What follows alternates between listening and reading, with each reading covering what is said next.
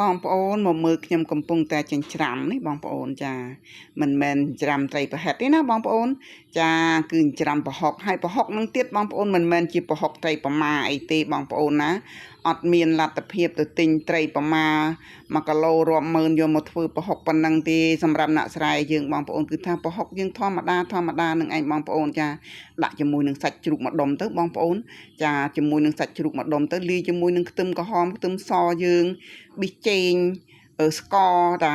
ដាក់ច្រាំចូលគ្នាព្រមទាំងជាពិសេសទៀតគឺថាម្ទេសហិលចា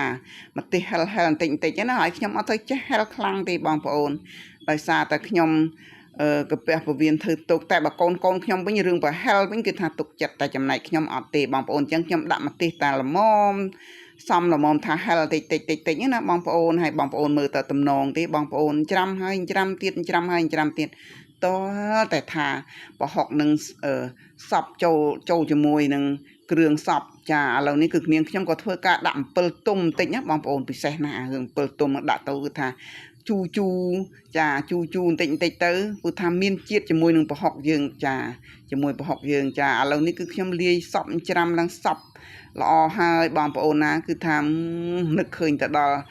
ខែនេះរដូវនេះគឺរដូវវស្សារដូវធ្វើស្រែបងប្អូនដឹងទេគឺថាតាមភ្លឺស្រែនីមួយគឺថាការចំនួនខ្ញុំនៅតូចណាបងប្អូនគឺថាម៉ែខ្ញុំល្អឯងណាឲ្យតែខែស្រែយើងឡើងពីស្រែមកហៅកូនហៅចៅមកអើយឡើងមកបាយកកចាបានអីម៉ែគឺថាប្រហុកច្រាំនឹងតែម្ដងចាវាត្រូវជាមួយនឹងសណ្ដែកគួរណាបងប្អូនចាប្រហុកច្រាំក្តៅណាក៏ហៅមកអ្នកភ្ជួរឡើងមកអ្នកស្ទូងឡើងមកអូ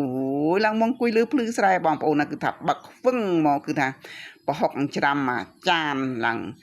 ចានាងខ្ញុំចង់អាំងទេបងប្អូនប៉ុន្តែភ្លៀងខ្លាំងពេកទៅយកទៅរកផ្លឹកជីកអត់បានទេក៏មិនថាអត់បានទេតែវាខ្ជិលទៅវាភ្លៀងចឹងហើយក៏ធ្វើការចំហុយតែម្ដងចាឥឡូវនេះគឺថាការវាយពងទាចូលហើយដើម្បីលុកពងទាជាមួយប្រហុកយើងនឹងឲ្យវាចូលសាច់ប្រហុកនឹងពងទានឹងឲ្យវាសព្វល្អណាបងប្អូននេះឃើញទេចាអត់មានអីទេ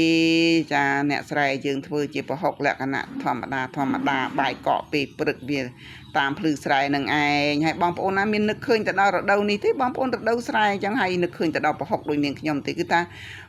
ពិសេសណាពិសេសខ្លាំងជាងគេទៀតគឺថាជាមួយនឹងសណ្ដែកគួរណាបងប្អូនជាមួយទៅសក់មួយអីមិនសូវនេះទេតែបើរឿងសណ្ដែកគួរគឺថាចាប់គ្នាតែម្ដង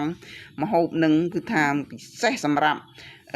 ខ្ញុំតែសម្រាប់បងប្អូនអត់ដឹងទេឥឡូវនេះគឺថាដល់វេនដែលខ្ញុំត្រូវដាក់ទឹកក្នុងឆ្នាំងដាក់ចំហុយឲ្យបងប្អូននេះចំហុយហើយណាលើកទៅចំហុយហើយចានេះបងប្អូនចាក៏បានក្រប